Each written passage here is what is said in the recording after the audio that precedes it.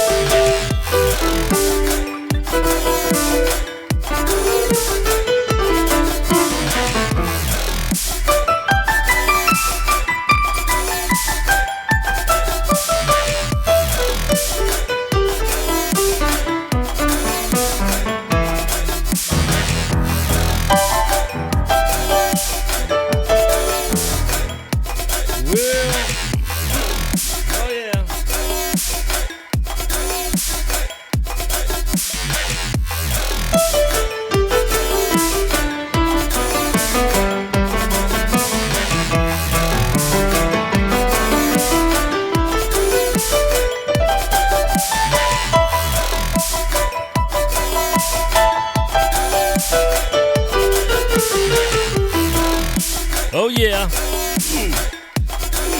You guys ready for a countdown? It's about that time.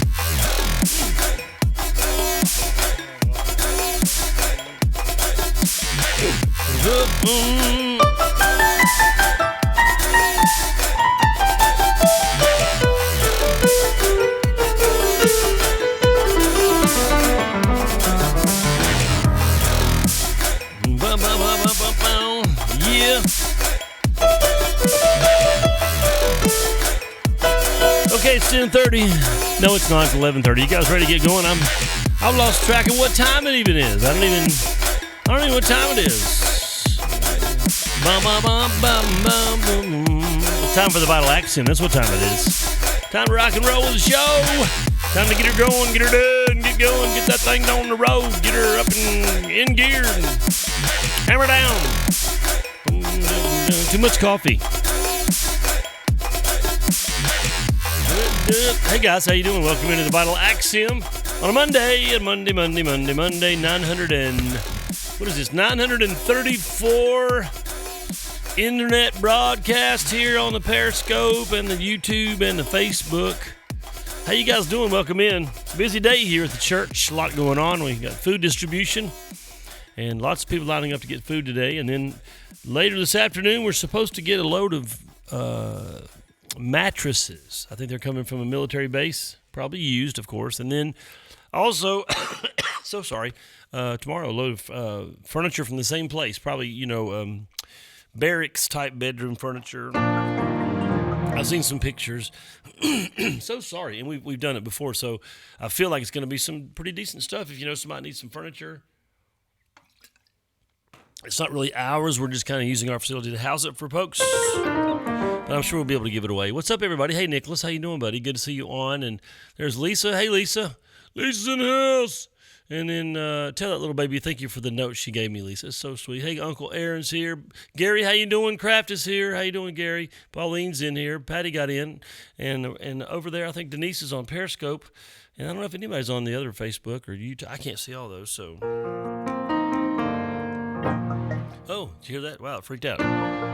It's supposed to be doing that. I don't know what happened. Did this song yesterday at church. Josh Wallen, what?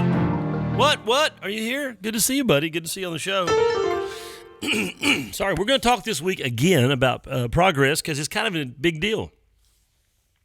Last week we talked about your past, which we're not really going to talk much about. This week we're going to talk about the right now, the present, the current, and what's happening in your life. And we're going to use our scripture we used and talk about a lot of cool stuff. And just have some fun hanging out. She's a sweetheart. You're gonna turn your back one day, and I'm gonna sneak and take her home, and she should be our little daughter, our granddaughter, adopted daughter. Choking to death. So you guys know this song, right? It's "Good Father," and you can sing it with me. If you know it, let's just worship together. I love this song.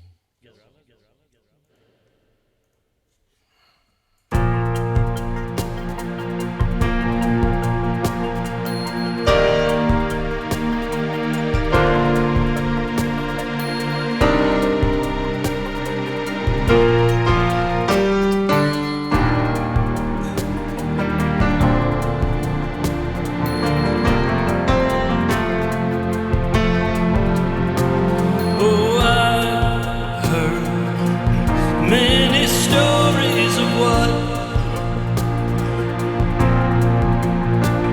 Oh, I've heard many stories of what they think you're like, but I've heard the tender whispers of love in the dead of night as you tell me that you're pleased and that I am never alone. You're a good, good father. It's who you are, who you are, who you are, and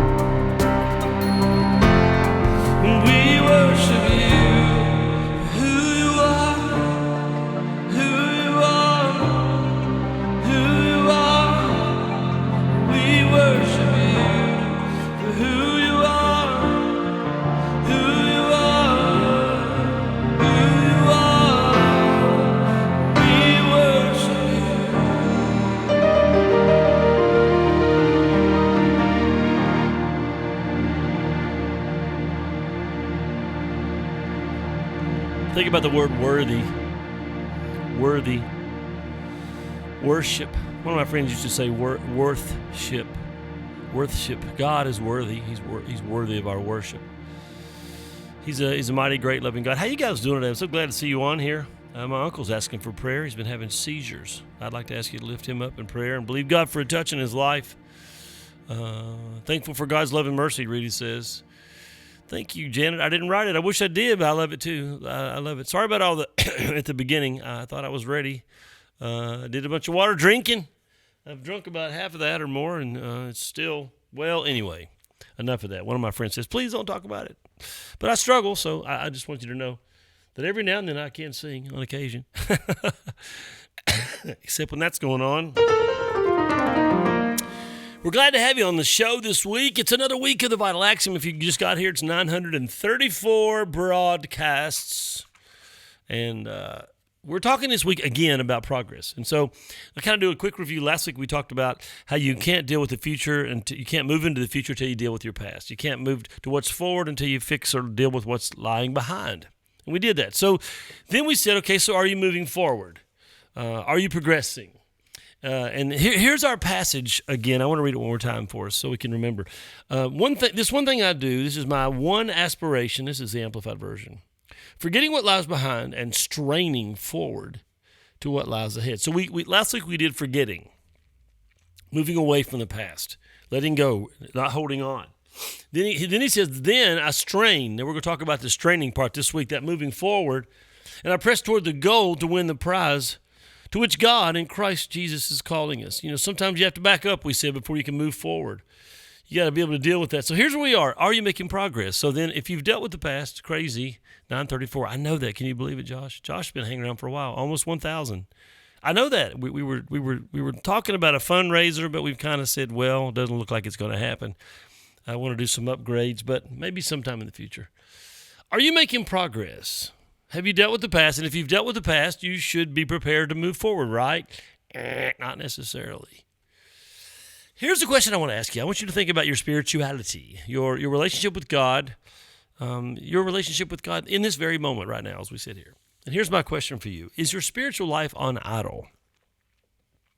Are you in a place where you're just idling? You're just, you're sitting there, your little motor's running, but you're not going anywhere. You know, so many Christians, and I believe they probably are Christians. I think they're probably saved. Some may not be. They're professing something they may not possess. Are sort of in a place of apathy, in a place of cynicism. They're just kind of parked. I mean, they, in the broad sense, they love the Lord and they believe in Jesus and the cross and all. But when it comes to real spiritual progress, like Paul's talking about, pressing toward the mark of the high calling and that whole idea of passionately working for the kingdom, no. In fact, I might even say, if I get it bold here, the majority of the church is not really passionate or bold. Hey, Trish. But we'll replay. You get to hear me crack and pop and choke and cough. That'd be good. Happy Monday. To Vegas, folks. So is your spiritual life on idle? Not American Idol. Is your spiritual life idling? Are you moving? Are you moving? Let's talk about this. Let's talk about movement. What are some signs of progress? So let's talk about salvation. I come and give my life to Christ. I get saved, born again, sins washed away, prepared for eternity. And then what? Do I just sit down? You know, do I sit in the pew and sit down and just park? Man, I'm saved. Look around. Boy, this place, look at that stained glass up there. Man, Jesus could come any minute, anytime. I'm just right here.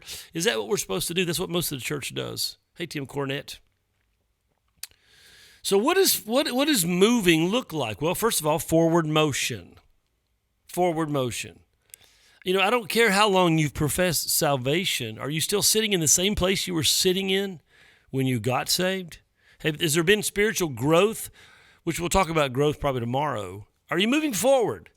Here's some signs. Forward motion, changing scenery. You know, as you're driving, let's say, for example, across country, we got to drive down to North Carolina to see, to Blowing Rock over there to see all the grandbabies. We all came and held up in the same hostel together and just spent some time eating food and loving on grandbabies. And the scenery changed as we went. We went through all these places in Tennessee and then in the North Carolina. And you knew you were moving because the changing of the scenery. You know, so many Christians, the scenery of their spiritual life is really exactly what it was the day they got saved. Exactly. They don't know any more scriptures than they knew. They don't pray any more than they did. I mean, they're just in that place of kind of parked. So one way you know that you're moving forward is the scenery of your spirituality is changing. You say, well, I really don't know what that means. Well, it means that you are moving into areas of understanding. You're moving into areas of growth. You're moving into areas of perception, anointing. Things are progressing in your life. Things are changing. Like, for example, you change location. If you are, it doesn't mean, I'm not saying you pack up and leave your church and go to another church. I know sometimes that happens, but changing location means you're not in the same place you were. You see, I think a lot of Christians, and I believe it's terrible theology, and I blame preachers. I'm just going to blame them for not challenging. You know, can I tell you this? It's easier for a preacher or pastor not to challenge you to do anything. That way he can just kind of run the thing and don't have to have any headaches. People messing up or saying the wrong things, trying to learn how to be leaders. But one thing for sure is if you're growing, if you're progressing, if you're moving, if you're pressing toward the mark, then the location of where you were to where you are now are not the same. You can't say, hey, honey, we're going on a trip. Where are we going? Well, we're just going to sit in the car and look out the windows. We're not going to put it in park or drive. Nah, we'll just sit there and idle, turn the AC on, might take a nap. Our seats recline. We got those heated seats. That's not progress. You have to actually go. You have to start the wheels to turning. You got to start rolling. And so many Christians are not in that place. So first of all, we know that progress can be measured or at least understood by going forward, changing scenery, changing location. And if you're sitting in the same place you were the day you got saved or even 6 months ago, something's missing. Something's missing in your life. I'm not trying to be critical, but we are called to growth. We're called to move. We're called to press toward the mark of the high calling of God. Progress can also be measured in growth. Let's talk a little bit about that. We got there quicker than I thought we would, and we'll cover this and jump back on it again tomorrow at the beginning of the broadcast. For example, here's things you know. Have you ever, when your kids grow up, things change. I told the church yesterday when I shared this message, you can go watch it in its entirety on our Facebook page, Zion Family Ministries on Facebook. And I told the church yesterday, I remember when Keaton went from drinking, I don't know, maybe half a gallon of milk to about 4 or 5 gallons of milk in a week. I mean, the cows in the fields were crying, no more. They didn't, because he was just drinking milk like crazy. What was happening to him? He was growing. When you grow, when there's growth in your life, there's hunger. Now, I want you to ask yourself, are you really hungry for more of God? You know, so many Christians are, I'm saved, I'm good. And they would actually argue with you that there is any more. And it's pretty arrogant to believe that you have actually reached every pinnacle that there is in God and found every secret and delved into every area of understanding. That's really arrogant to believe that. I got it all and I got saved. Well, no, the Bible doesn't tend to say that because all these saved people are being challenged by God to grow, become mature, to produce the fruit of the Spirit, to learn the Word. So one of the things we see with spiritual growth is hunger. Any kind of growth, for example, but certainly spiritual growth is hunger.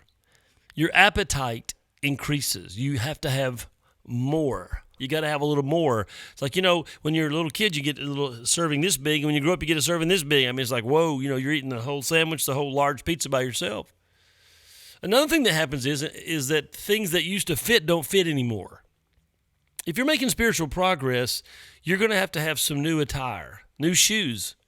Remember when your kids start crying about, Mom, what's wrong with my feet? What's wrong with them? My shoes are too small. Oh, we just bought those. We go into Walmart or somewhere to get another pair. Your feet, can I do this? Your walk becomes greater, bigger. Your foundation is larger. When you're growing in God, you'll be changing your shoes. You'll be enlarging the area. The Bible talks about in the Old Testament about God enlarge my tent stakes. Bless me and enlarge, and all these things happen as you grow in God, as you progress in God. Things that used to be fitting in your life, now this is really powerful, are no longer fitting. Things that you used to be okay with, and yeah, that's okay. Now you don't even want to you don't want to be around anymore because you're growing and you're growing away from those things. And then something else that happens when we see somebody begin to grow up is that their weight changes. their weight changes. They suddenly you're looking at his arms are getting bigger and his chest's filling out. It's like, dude, man, look at you, man. You know, he weighs and he's gained 25 pounds. What's happened? He's growing. When I say weight, I think spiritually the weight of who you are, your authority and your impression in darkness is much greater. I'm so reminded of when the 7 sons of Sceva, I believe it was, went to try to cast the devils out of a man.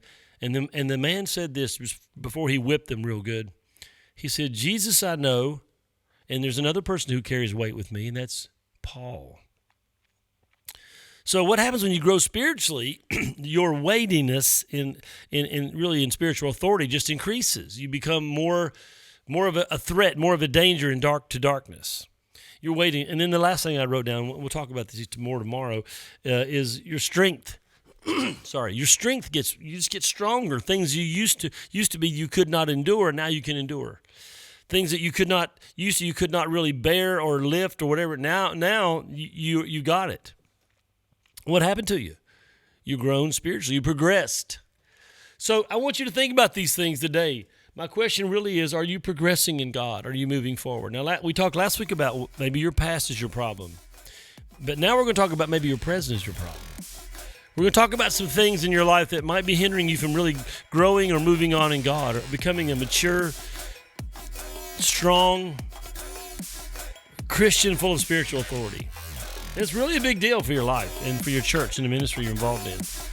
Well, kids, that's it for us today. I pray you have a great day. We got a busy day. If you want to come help us unload a tractor trailer, I just got a message a minute ago. I couldn't see what she said. But we think it's going to be here around 2 o'clock. Mattresses. You can come help us. That's it for today, guys. Love you guys. Thanks for all your comments. Thanks for showing up and showing out a little bit. Glad you're with us on the Vital Axiom for the journey.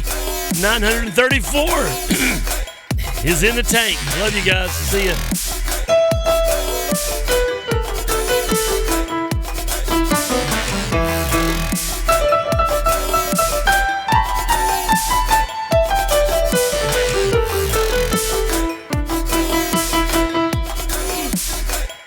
You guys have a great day too.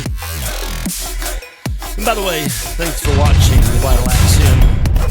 It wouldn't be us without you. It wouldn't be we without thee.